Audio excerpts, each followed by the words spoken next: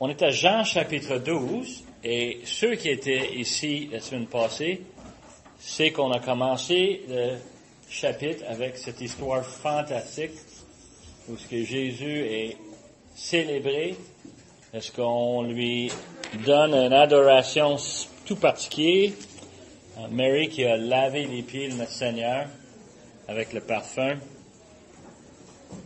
Mais ici, on est dans Jean chapitre 12, verset 12.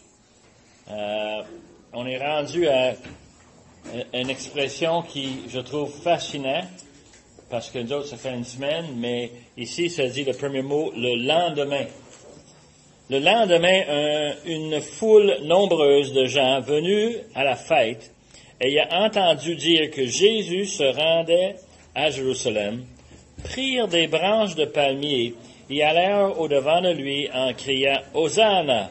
Béni soit celui qui vient au nom du Seigneur, le roi d'Israël. » Et Jésus trouva un ânon, s'assit dessus, selon ce qui est écrit, « Ne crains point, fille de Sion, voici ton roi vient, assis sur le petit d'une ânesse. » Ses disciples ne comprirent pas d'abord ces choses, mais lorsque Jésus eut été glorifié, ils se souvenirent qu'elle était écrit de lui et qu'il les avait accomplis à son égard.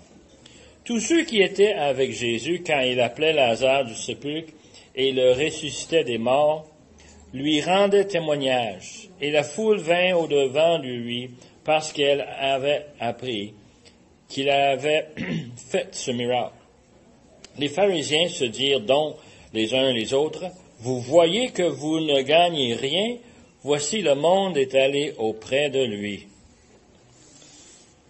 Passage intéressant, n'est-ce pas? Mais aussi, on va voir ce matin que c'est un passage qui, c'est un peu confondu, surtout dans l'esprit de bien du monde. Et puis, on va voir ça plus près. Même les disciples le trouvaient difficile à comprendre. Difficile de comprendre parce que ça arrive au moment. Je ne sais pas vous autres, des choses qui arrivent sur le coup. Est-ce que vous savez pourquoi ça arrive? Des fois, on ne se comprend même pas. Pour découvrir beaucoup plus tard qu'il y avait quelque chose d'autre qui se passait, qui avait un impact, et qu'on faisait partie d'une série d'événements pour en arriver justement à voir que Dieu est en action. Dieu a un plan. Et justement, ce passage nous démontre ça ce matin. Question personnelle. Si vous ne voulez pas le répondre, vous n'avez pas besoin de répondre, mais question juste plutôt piège que je vous pose. Est-ce que vous vous pensez intelligent? Un petit peu? Ça dépend des degrés, n'est-ce pas? Si on avait une échelle entre le roche et Dieu, on est quelque part entre les deux, right? On n'est pas aussi nouf qu'un roche, un pierre, mais on n'est pas aussi intelligent que Dieu qui a tout planifié, qui a tout créé. Je pose la question un peu pour vous mettre un peu dans le contexte. Et là, je vais être sérieux. Est-ce que vous pensez que vous êtes plus intelligent aujourd'hui que quand vous avez 5 ans? Oui. On a été à l'école, on a vu des choses, on a expérimenté des choses. On est pas mal plus informé qu'on était autrefois. Moi, je suis rendu à un certain âge, un âge qui fait en sorte que quand je regarde en arrière et je me demande pourquoi est-ce que je me suis marié si jeune? Pourquoi est-ce que j'ai eu des enfants si tôt? Pourquoi est-ce que je suis allé à telle école? Ou pourquoi est-ce que j'ai accepté tel job, tel poste?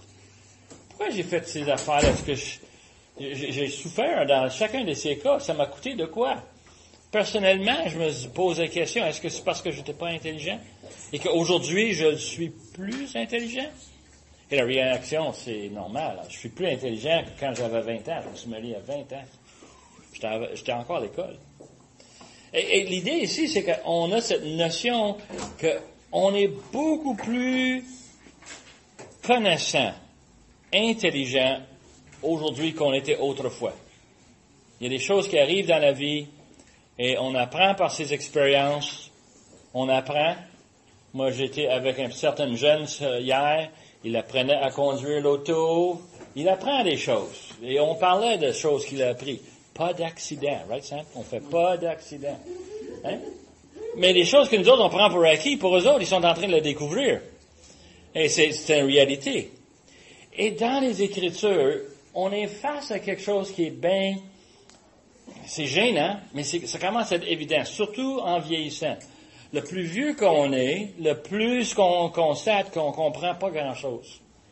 Ce passage qu'on regarde ici, chapitre 12, on voit des choses dedans où autrefois on avait dit « ouais, c'est comme ça que c'est arrivé ». Mais on n'a pas compris le pourquoi, on n'a pas compris le comment. On a plusieurs éléments dedans qu'on n'a pas saisis. Et à la longue, on lit d'autres parties des Écritures, puis ça éclaire un peu. Et surtout les 4 évangiles. Si on prend le passage aujourd'hui, on le prend tel quel, ça ne nous dit pas grande chose. Mais si on le met avec Matthieu, avec Marc, avec Luc, parce que le passage ce matin se trouve dans les 4 évangiles, on a une image beaucoup plus large, beaucoup plus grande de ce qui arrive. Un autre élément, c'est comment on raconte une histoire. Je ne sais pas vous autres, là, mais lorsqu'on raconte des choses, il y a des choses qu'on passe vite par-dessus, puis il y a d'autres choses qu'on prend plus de temps pour aller recueillir plus de détails, n'est-ce pas? Et Jean écrit cet évangile probablement 60 ans après que les événements se sont arrivés. Probablement 40 ans, 35 à 40 ans après les autres évangiles. Alors, Jean amène une autre image et il prend pour acquis que les gens ont déjà lu les 3 autres évangiles. Moi, je suis convaincu de ça. En lisant ça de même, je constate que Jean, il nous donne une image d'un vieux bonhomme qui raconte une histoire. Puis en racontant cette histoire-là, il dit, mais vous savez une telle affaire, vous savez... Et il est en train de donner de l'information. Beaucoup des commentaires dans l'évangile de Jean, on dirait que c'est quasiment le commentaire d'un éditeur qui veut nous faire comprendre des choses dans une histoire où on n'a pas tous les détails. Parce que les détails sont ailleurs. Et le plus qu'on regarde ce passage, le plus qu'on constate. Il ne passe pas sur l'Ancien Testament un peu, Jean va parler un peu de l'Ancien Testament. Matthieu va en parler plus. Puis tu mets les deux ensemble, puis là, tu commences à avoir une autre image. Nous sommes bénis. Et je l'ai mentionné ça à plusieurs reprises. Parce que nous avons l'Ancien Testament, comme eux autres. Mais nous, on a les évangiles. Ça aide, ça. Énormément, parce que ça, c'est la vie de Jésus. Et on a les épîtres aussi qui nous donnent beaucoup d'explications pour nous aider à comprendre ce qui est arrivé. L'évangile de Jean, si on le découpe en 2 parties, à peu près on en parle de chapitre 11, on est à peu près moitié chemin dans le texte, mais en réalité, on est aussi à 2 périodes de temps complètement différentes. Chapitre 1 jusqu'à chapitre 10, on parle des 3 années de ministère de notre Seigneur Jésus. 3 années comprises dans 10 chapitres. Quand on parle à partir de chapitre 11, chapitre 12, on parle de quoi? La dernière semaine de la vie de notre Seigneur Jésus. C'est à 3 ans, puis 1 semaine. Et Jean, évidemment, il a découpé l'histoire parce que lui, il veut faire un point, et on sait très bien son point. Hein? Jean, chapitre 20, verset 31.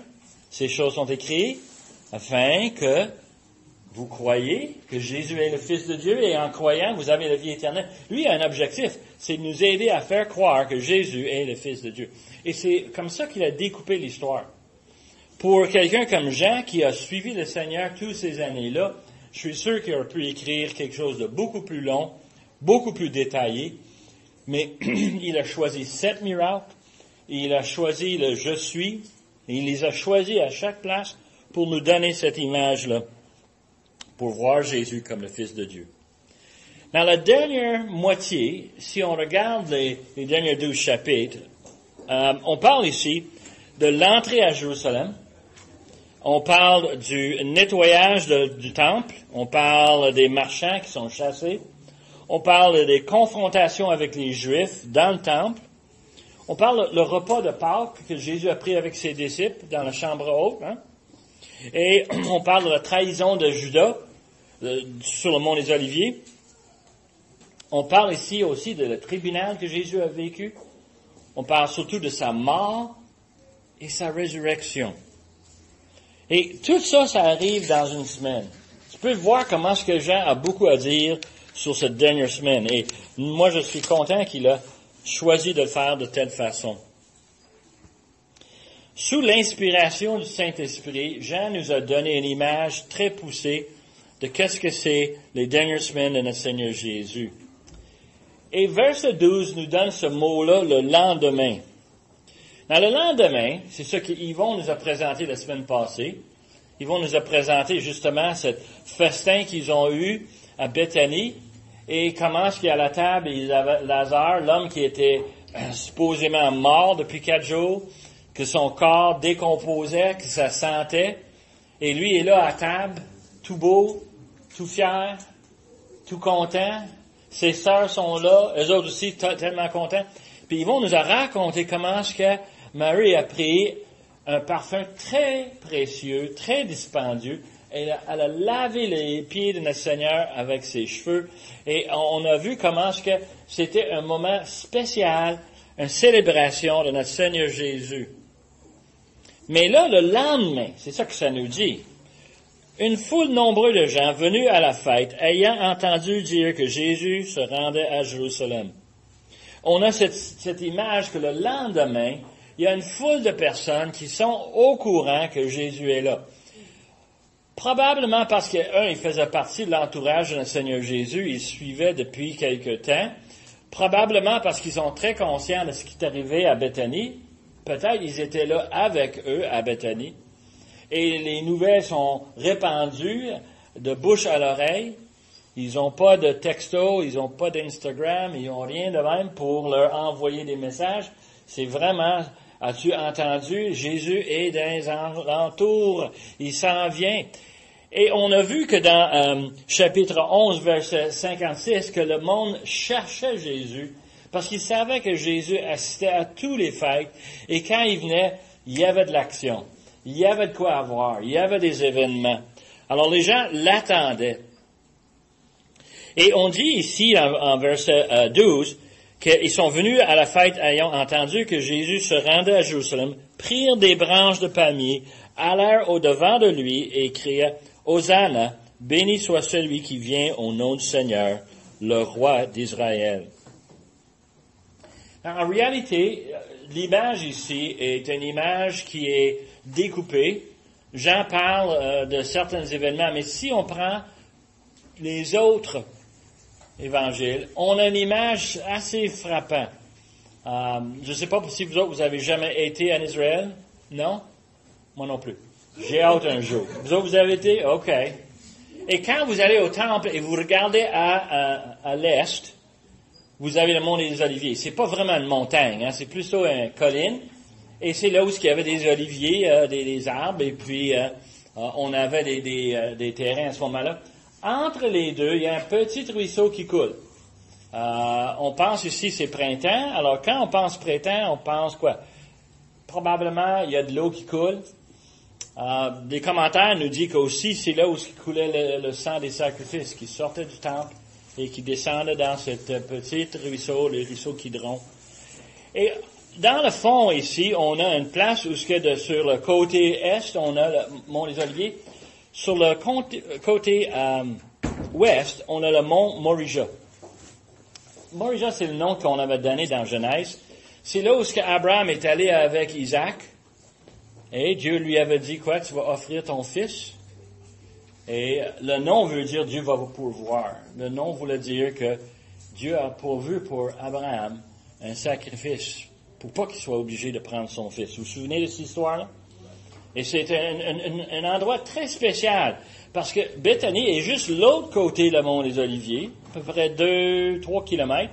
Et on descendait avec Jésus, ses disciples, probablement plusieurs autres personnes qui étaient de Béthanie, peut-être beaucoup de pèlerins qui sont en train d'arriver dans la ville de Jérusalem pour la semaine des festivités avant le Pâques. Et alors, on a un paquet de monde qui descend avec Jésus.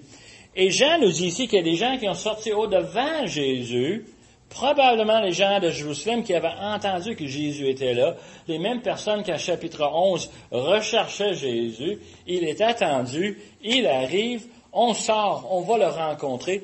Et vous avez cet endroit où vous avez une foule qui descend, le mont des Oliviers, puis une foule qui descend du temple pour rencontrer Jésus. Maintenant, on sait qu'à Jérusalem, à ce moment-là, on parle de Pâques. Beaucoup de pèlerins venaient pour le Pâques à célébrer ça à Jérusalem. Pour nous donner une perspective comme ville, nous, on habite une ville qui a combien d'habitants à peu près?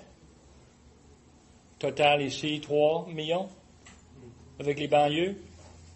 OK. À Jérusalem, on prenait à Pâques un nombre d'agneaux pour les offrir en sacrifice. Et un sondage qui était fait par un historien a noté qu'on offrait 256 000 agneaux. Ça donne une idée. Si on avait un agneau par personne, ce serait quoi? 256 000 personnes. C'est à peu près la grosseur de la ville de Laval.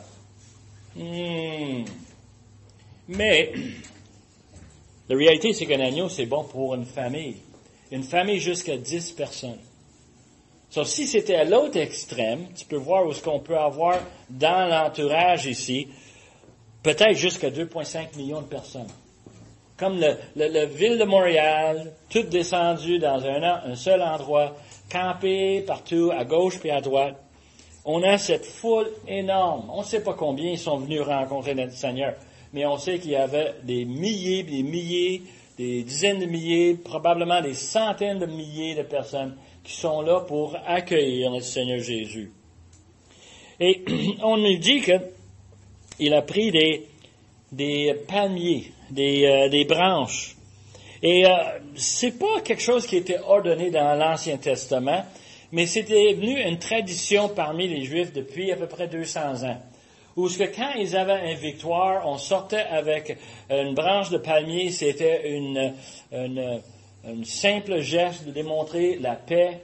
On a une célébration, il y a une conquête, il y a un triomphe qu'on veut célébrer. Voici le roi arrive et on veut lui placer les branches devant lui.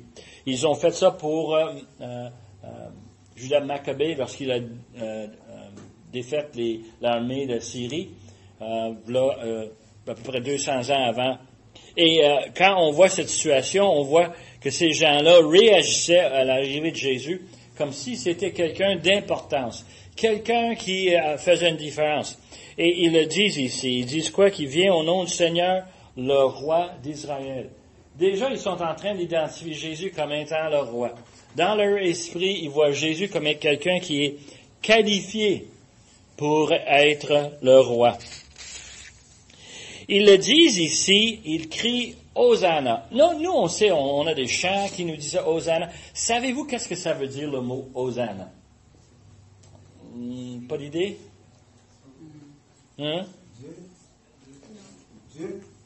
Dieu? C'est un mot qui veut dire sauve maintenant. C'est quelque chose qu'on va dire à Dieu, n'est-ce pas? C'est une façon qu'on va dire, nous, comme enfants de Dieu, on peut dire, Seigneur, merci pour ton salut, amène-les tout de suite, j'en ai besoin. Ça veut dire sauve maintenant. Apporter le salut maintenant. C'est une supplication, une demande qu'on fait. Et quand on voit Jésus arriver, on le dit, voici le salut. Now, faut qu'on commence à prendre un peu de temps juste à côté ici pour définir qu'est-ce qu'on veut dire par le salut. Qu'est-ce qui va nous sauver? Ta mère, quand tu étais petit, te demandait de prendre un bain. Et puis toi, tu disais, vraiment, dois-je vraiment rentrer, arrêter de jouer pour prendre mon bain?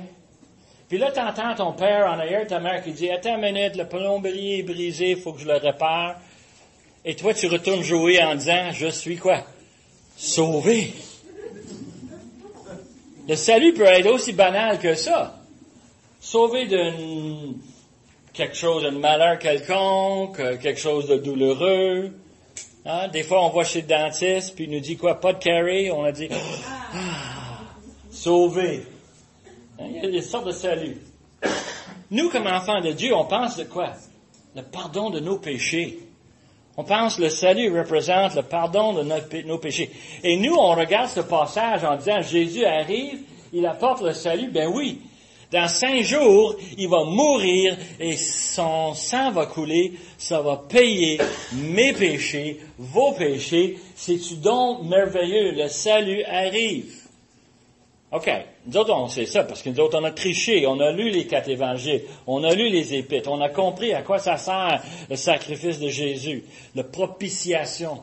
Le paiement nécessaire pour nos péchés. On comprend ça. Mais ces gens-là, ils ne catchent pas. Eux autres, le salut veut dire d'autres choses. Et on voit très, très bien. Ils disent, on veut un roi. Pourquoi est-ce qu'ils veulent un roi? Ben, ils ont déjà César, non? Ils ont déjà le roi Hérode. Ils ont tout ça. Ils ont Pilate comme gouverneur. Et pourquoi est-ce qu'ils veulent un autre roi? Parce qu'ils veulent un autre roi. C'est un peu comme nous dans notre pays. On a des politiciens et il y en a en pouvoir. Et à la longue, on se dit, on peut-tu en avoir un autre? On est assez vu, on a besoin de quelqu'un d'autre. Pour découvrir que quelqu'un d'autre devient quoi, après 1, 2, 3 ans? Ah, on a besoin encore d'un autre, ouais, hein? Mais les autres, ils cherchent quelqu'un qui va venir prendre le pays. Et leur qualification, moi je suis un gérant de projet, je prends les choses avec des critères. On fait des choix basés sur des raisons très spécifiques. Alors, eux autres, ils ont dit, Jésus, capable de guérir les malades. Ça pourrait être utile, ça. Hein? Si jamais je tombe malade, ce serait bon d'avoir lui comme roi. Il est capable de nourrir des gens qui ont faim. Ça aussi. On aime bien ça. Alors, on commence à voir le critère. Il est capable de faire des miracles. 10 minutes, il vient de ressusciter Lazare. Ça aussi, ça pourrait être bien utile. Et on commence à voir Jésus avec des pouvoirs surnaturels qui pourraient être une bénédiction pour le pays. Est-ce qu'on voit cette image-là? C'est comme ça qu'ils calculent, les autres. Ils voient Jésus comme étant quelqu'un qui va venir, qui va faire une différence dans leur société. En plus, avec des pouvoirs surnaturels, certainement, il va être capable de chasser ces Romains qui nous taxent, qui nous tombent dessus, qui tuent notre monde. Il faut comprendre que les gens regardent Jésus sur un œil complètement différent que nous. Eux autres voient Jésus comme étant le sauveur du moment, qui va venir, il va sauver le pays d'Israël de toutes ces choses-là. Et c'est pour ça qu'ils l'accueillent. Moi, je peux dire des choses de même parce que j'ai lu plus loin quand Pilate va venir, il va dire, je vous libère votre roi. Et ils ont dit, qu'est-ce que les Juifs ont dit? On n'a pas d'autre roi que César. Qu'est-ce que tu veux que je fasse avec lui? Pilate va leur dire. Ils vont répondre quoi? Crucifie-le. C'est les mêmes gens qui étaient là en train de mettre des palmiers. Quand on regarde ça, on dit, attends une minute, là. Moi, je connais un peu plus la fin de l'histoire. Je suis un peu plus intelligent que les autres parce que j'ai le privilège de lire et d'être informé par le Saint-Esprit, de savoir que ces gens-là, c'est pas fort. C'est pas fort, ces gens-là. Matthieu nous dit quelque chose un peu différent. Et j'ai l'impression que ça se disait au même moment. Parce que, il disait, Hosanna au fils de David. Non, fils de David, roi d'Israël, ça va pas mal ensemble, n'est-ce pas? Et un autre critère pour nommer Jésus comme roi, c'est il est dans la lignée de David. Tout le monde savait que Marie et que Joseph venaient de la famille de David. Tout le monde savait. Dans leur culture, quelle famille dans laquelle que tu appartiens est de l'importance essentielle. Les Juifs étaient tellement fiers de quoi? Les enfants d'Abraham, les enfants de Jacob, les enfants d'Isaac. Les autres étaient tellement fiers d'être partis de cette famille-là. Tout le monde savait. Dans le temple, on gardait des records détaillés. Quand tu es né, on t'inscrivait fils d'un tel, fils d'un tel, fils d'un tel, pour savoir dans quelle famille qu'on était. Tout le monde le savait dans quelle famille qu'ils étaient. Même l'apôtre Paul, plus tard dans les Épîtres, va se vanter d'être un fils de Benjamin. C'est tellement normal pour eux autres. Ils savent que Jésus est qualifié. Il vient de la lignée de David. Il peut être le roi et puis il peut l'être officiellement d'après les Écritures. Alors, ils sont tous là avec ces critères, prêts à le nommer comme roi. Et ils savent que Jésus remplit les critères de Messie. Même pas les dirigeants, les Juifs qui dirigent, n'ont jamais renié la qualification que Jésus avait. Il a le crédit généalogique, il fait les signes surnaturels, il fait tout ce qu'il faut pour être le Messie. Dans verset 14, Jésus fait quelque chose qui est très étrange. Pour nous, on comprend à peine, mais il se met sur le dos d'un ânon, un jeune ânon, et puis il est assis sur le petit d'une ânesse. Et ceci, c'est un accomplissement d'une prophétie. Il faut comprendre un peu qu'est-ce que ça veut dire. La prophétie se trouve dans Zacharie, et puis il dit ici, voici, il fait tout ce qu'il peut faire. Et Zacharie 9:9 nous dit, sois transporté d'allégresse, fille de Sion, pousse des cris de joie, fille de Jérusalem, voici ton roi vient à toi, il est aussi juste et victorieux, il est humble et monté sur un âne, le petit d'une ânesse. Le clé est dans ce passage. Jésus arrive, on l'accueille comme le roi en Israël, et comment est-ce qu'il vient? Il vient assis sur un petit âne. Un âne qui n'a jamais été monté, et tout petit. On sait par les autres évangiles que les disciples ont pris leur manteau, et ils ont placé leur manteau sur l'âne, et puis Jésus s'est assis dessus. Ils s'en viennent, et qu'est-ce que ça veut dire? Ça veut dire que Jésus s'en vient en humilité. Zacharie, c'est ça qu'il nous dit dans Zacharie 9:9.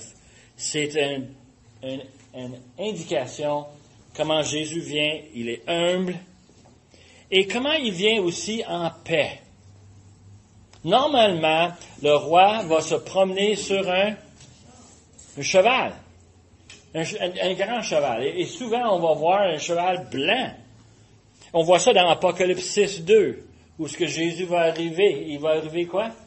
Sur un cheval blanc. Et dans la bataille, la guerre qui va arriver en chapitre 19 de l'Apocalypse, encore Jésus est sur un cheval blanc. Ça, c'est un symbole de victoire, de force, de guerre. Mais Jésus est arrivé à Jérusalem sur un âne, tout doux, humble, paisible. Je viens en paix. Je viens pas pour juger personne. Je viens pour annoncer la bonne nouvelle. Un autre élément qu'on a dans les Écritures qui devrait nous exciter un peu, c'est quand on regarde la date exacte quand Jésus est arrivé à Jérusalem. C'est le Pâques. C'est un temps précis, spécifique. On sait exactement la date. Mais si on retourne à Daniel chapitre 9, on a un passage qui est fascinant. Daniel reçoit une vision de l'Éternel, et l'Éternel dit qu'il y a un roi qui va rentrer à Jérusalem. Il dit qu'il va arriver dans 69 semaines d'année.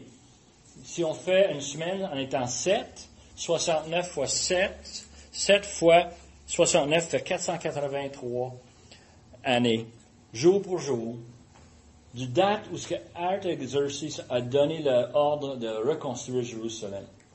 Et c'est ça qu'il a eu, Daniel, comme révélation. Et voici, si on compte le temps, Jésus arrive à ce moment-là. C'est comme si Jésus était en train d'arriver au moment précis pour vraiment remplir toutes les Écritures de l'Ancien Testament.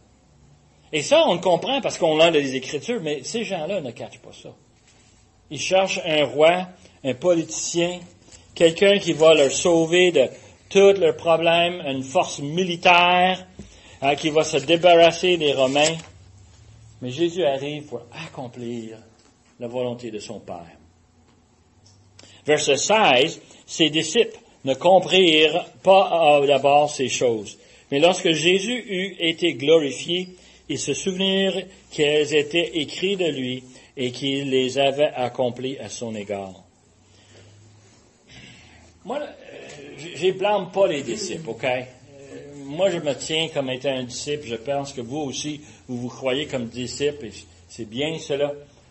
On est peut-être un petit peu plus intelligent que ces disciples-là, simplement parce qu'on a le bénéfice de quoi? D'avoir la parole de Dieu, de le lire fidèlement et de maîtriser ce qu'elle dit. Et comme ils disent ici, Jean, il donne ce petit commentaire, 60 ans plus tard, en disant, dans le temps, on ne savait pas, mais après que Jésus était mort, après qu'il était ressuscité, il a dit ici, après qu'il soit glorifié, il y a quelque chose qui glorifie, c'est d'être ressuscité, n'est-ce pas? Et Jésus était glorifié. Ils ont commencé à comprendre. Et je prends cette opportunité de citer un de mes passages préférés dans Luc 24. Les deux disciples sur la route vers Emmaüs, ils quittent Jérusalem, ils parlent de tout ce qui est arrivé. Ils parlent de la mort de Jésus, ils parlent des rumeurs qu'il s'est ressuscité, ils parlent de toutes sortes de choses comme ça. Ils comprennent pas, ils sont attristés, ils sont en fin de compte démunis. Et qui est-ce qui arrive à côté d'eux autres? Notre Seigneur Jésus, qui marche avec eux autres. Et il leur explique les Écritures par rapport au Messie qui doit venir. Je suis sûr qu'il a expliqué Ésaïe 53. Je suis sûr qu'il a pris le temps sur la route de leur dire tout ce qu'ils ne comprenaient pas.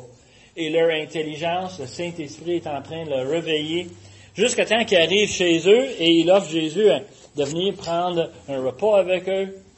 Et quand Jésus brise le pain, il reconnaît que c'est Jésus.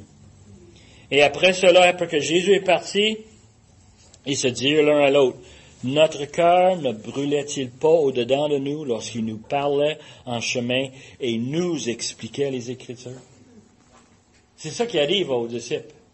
Des vrais disciples, là, on vient, on est confondus, puis dans ce passage ici, chapitre 12, ils sont très confondus. Et puis là, plus tard, Jean dit, après ça, on a bien compris, on a bien saisi. Après, on était informés. Mais le problème ici, c'est très important. Les disciples sont confus. Pourquoi? Parce que c'est des petits garçons juifs. Ils ont entendu toutes les histoires dans la synagogue. Ils savent toutes les traditions. Ils savent tout. Les autres sont pas différents que les gens dans la foule. Voici Jésus arrive, capable de tout faire, capable de faire n'importe quoi. Okay? C'est plus qu'un héros dans une bande dessinée. On parle de Dieu lui-même. Et on sait très bien que c'est lui qui va mettre la paix.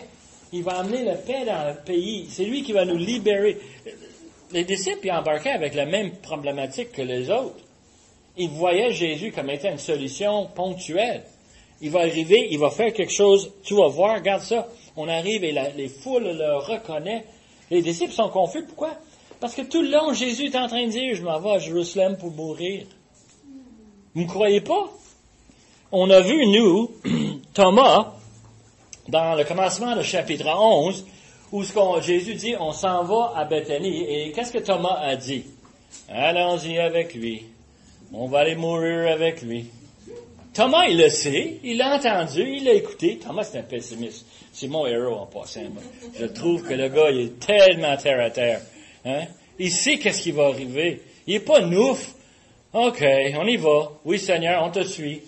Jusqu'à la mort, jusqu'à la fin. Eux autres, ils savent ça. Et en même temps, ils voient les foules. Peux-tu voir la confusion dans leur esprit? Attends une minute, on s'en vient mourir. Regarde, ils viennent l'accueillir comme roi. Fantastique, non? Les disciples sont vraiment mêlés dans leurs pensées.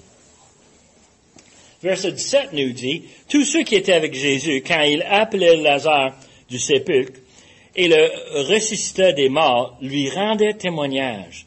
Et la foule vint au-devant de lui parce qu'elle avait appris qu'il avait fait ce miracle. » Combien de vous autres, vous regardez le programme « Tout le monde en parle » ? Parce que ça, c'est la situation ici. Tout le monde en parle. Les foules sont là en train de se rassembler. Il y a des gens qui quittent Jérusalem. Il y a des gens qui descendent le mont des Oliviers avec Jésus. Il y a des gens là-dedans. Puis de quoi est-ce qu'ils parlent? Ça, c'est Jésus. J'étais là quand Lazare a sorti du tombeau. J'étais là, j'ai vu toucher. Hey, c'est un miracle. Et ils en parlent. Et tu peux voir où est-ce que ça pompe le monde. Ça les pompe énormément, n'est-ce pas? Pour en arriver à ce que les autres, ils arrivent et ils sont tout feu, tout flamme. Ils parlent des signes de Jésus. Je suis sûr qu'ils en ont parlé. Mais moi, j'étais en Galilée quand il a nourri 5000 hommes et leurs familles. Moi, j'étais là. Oh, c'était tellement bon. Tu aurais dû goûter ce poisson-là. Spécial. Hein? Et le pain. Hein? Tu peux voir les gens parler. Tout le monde en parle de ce Jésus qui descend vers Jérusalem. Et pour moi, ça me parle. Jésus fait des signes, eux autres en parlent, et en fin de compte, ils donnent l'évidence nécessaire pour démontrer que Jésus est digne d'être le roi. Et encore plus de monde cherche à le voir, à l'entendre. Pour leur salut, peut-être. Pour assister à un événement, un divertissement, un spectacle, probablement. Semaine prochaine, Matthieu va nous parler des Juifs, des Grecs qui sont venus et ils voulaient voir Jésus. Des païens qui voulaient voir Jésus. La nouvelle se répand. Il y a plein de monde qui cherche à le rencontrer, à le voir. Et verset 19, les pharisiens se dirent donc les uns aux autres, vous voyez que vous ne gagnez rien. Voici le monde est allé auprès de lui. C'est une généralisation, je le prends. Mais eux autres, ils sont dans le mode panique. Et c'est fascinant de voir comment est-ce que les autres voient Jésus arriver et ils n'ont pas d'opposition. Les autres évangiles nous parlent comment est-ce que Jésus est sur l'âne, il descend et les pharisiens crient à Jésus, dis à tes disciples d'arrêter de dire des choses comme ça. Et Jésus leur répondit quoi? S'ils arrêtent, les roches vont commencer à chanter des louanges. Hein? So, la notion ici, c'est qu'ils savent très bien ce qui est en train d'arriver. Et ils sont très frustrés. Et il dit, en fin de compte, on ne gagne rien. Il n'y a rien qu'on peut faire. Et ils sont là, ils sont très frustrés. Et ils ont peur que tout le monde quitte le système judaïque pour suivre ce Jésus. Cette personne qui a des pouvoirs qui viennent évidemment de Dieu. Mais eux autres, ils vont perdre leur place, ils vont perdre leur position. Ce qui est frappant ici, c'est que les pharisiens ne nient jamais les œuvres de Jésus. Jamais ils vont dire que Jésus fait des choses, puis c'est faux. Ils vont essayer de dire que ça vient de la puissance de Satan, mais ça porte mal, parce que tout ce que Jésus faisait, c'était décrit dans l'Ancien Testament. Et ils n'ont rien pour prouver que Jésus n'est pas le Messie. La seule chose qu'ils peuvent espérer, c'est que Jésus va faire quelque chose et les Romains vont le tuer. Ou il va dire quelque chose et la foule va le tuer. C'est ça qui arrive dans la semaine. Hein? Lorsqu'on confronte Jésus, on essaie de le mettre à l'épreuve pour le mettre en défaveur avec la foule. Et eux autres, ils vont mettre en place un plan. Ils vont se faire aider par Judas. Et ils vont chercher une façon d'arrêter Jésus, mais pas devant la foule. Il ne faut pas que ce soit public. Il faut que ce soit caché. Il faut que ce soit clandestin. Il faut que ce soit fait la nuit. Il ne faut pas que personne ne sache. Eux autres, ils passent à l'action. Dans les commentaires, c'est fascinant de voir les opinions des gens. Et quand je dis des opinions, c'est quand même des opinions qui vaut la peine de lire et de réfléchir. Il y en avait un que j'ai lu hier, de Don Carson, qui disait... Pense un peu à tout ce qui arrive la dernière semaine de la vie de Jésus. C'est quoi l'événement déclencheur? C'est pas vous autres. Vous avez jamais vu un paquet de dominos tout en debout et on pousse sur un puis tous les autres tombent? Et on a une série d'événements qui arrivent dans les derniers chapitres de Jean qui démontrent des événements où ce que les pharisiens, les Juifs vont chercher à venir arrêter Jésus et enfin, ils vont l'amener devant les Romains pour le faire enlever sa vie. Qu'est-ce qui les a poussés? Pendant 3 ans, ils ont eu amplement les opportunités. Mais moi, je sais que Dieu est en contrôle. Je sais que Dieu est en charge. Je sais que Dieu fait ce que Dieu veut faire. Et il empêche les gens de faire ce que Dieu ne veut pas qu'ils fassent. Dieu est capable de gérer les événements. Mais c'est quoi l'événement déclencheur? Et d'après Don Carson, une des choses fascinantes, c'est que probablement c'était la résurrection de Lazare. Oui, tu veux nourrir du monde, vas-y, nourrir du monde. Oui, tu veux guérir tel malade ou telle personne infirme, oui, c'est bon ça. Mais ressusciter des gens, wow! Ça, c'est dur à travailler contre ça. Hein? C'est dur à le repousser. Et les gens ici, on le voit dans ce passage, ils en parlent. Ils leur donnent leur témoignage. Beaucoup de personnes l'ont vu, beaucoup de personnes ont assisté, ils ont entendu, et beaucoup de ces personnes-là, ils veulent en parler. Et les pharisiens réalisent qu'il faut faire quelque chose. Il faut faire quelque chose. Et à ce moment ici, on arrive à l'entrée de Jésus à Jérusalem. Alors, en conclusion, je sais que Jean semble nous donner un paquet d'événements qui viennent un peu à gauche, à droite. Mais c'est tous des exemples pour nous aider à comprendre que tout ceci est le plan de Dieu. Beaucoup de gens, à travers les années, à travers des centaines d'années, ont écrit au sujet de Jésus comment c'était un bon gars, mais dommage, on lui a enlevé la vie. Beaucoup de personnes ont écrit que c'était quelqu'un qui avait vraiment un rôle à jouer, une importance, mais c'est triste ce qui lui est arrivé. Et le problème, c'est que ceux qui comprennent que c'est le plan de Dieu réalisent très rapidement que c'est pas triste du tout. C'est nécessaire, c'est essentiel. C'est Dieu comme un peu le pharaon, Dieu a durci leur cœur. Exact, yeah. Et c'est la même chose ici, oui. On lit dans Exode comment est-ce que Dieu a endurci le cœur de Pharaon 10 fois. Mais si tu lis comme il y a 10 fois précédent où ce que Pharaon a dit, Pharaon s'est endurci le cœur. Il arrive un moment où ce que Dieu a tourné le switch. Et c'est exactement ce qui arrive ici. Ils ont eu plein d'opportunités pendant 3 ans d'écouter Jésus, de mettre leur confiance, de le croire en Jésus comme étant le Fils de Dieu, et ils ont choisi de ne pas le croire. Et tu sais qu'est-ce que ça fait enfin? Ça fait en sorte que Jésus va les juger. Et c'est triste. Et c'est eux autres qui vont enlever la vie de Jésus en pensant qu'ils ont gagné. Ils vont se trouver une éternité en enfer. Et c'est quelque chose qu'on souhaite à personne. Mais c'est ça qui va arriver. Le plan de Dieu s'accomplit parfaitement malgré les efforts des pécheurs et aussi de Satan. Et vraiment, c'est à nous à décider, est-ce qu'on croit cela pour nous, dans nos vies aussi? Est-ce qu'on croit que Dieu est vraiment en contrôle, en charge?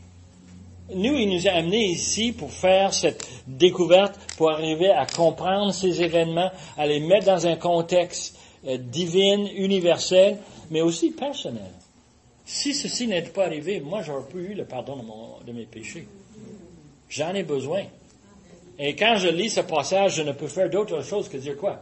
Amen. C'est donc merveilleux. Je suis content que j'ai un Dieu qui est en contrôle de toutes choses. Moi, je regarde les gens autour de moi et je suis convaincu qu'ils ont un petit Dieu.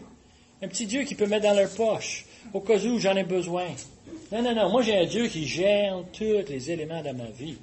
La vie de ma famille, la vie de mes amis, de notre Église. Dieu est en contrôle. En tout cas, on revient la semaine prochaine. All right. Merci, Père éternel, pour le privilège qu'on a de te connaître, d'avoir Jean qui a transcrit ces événements pour nous. Et nous, on peut les regarder dans la lumière éternelle, une perspective qui vient de toi.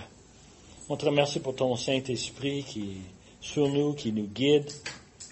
Merci pour le fait que tu nous as mis ensemble, qu'on puisse être de service pour toi.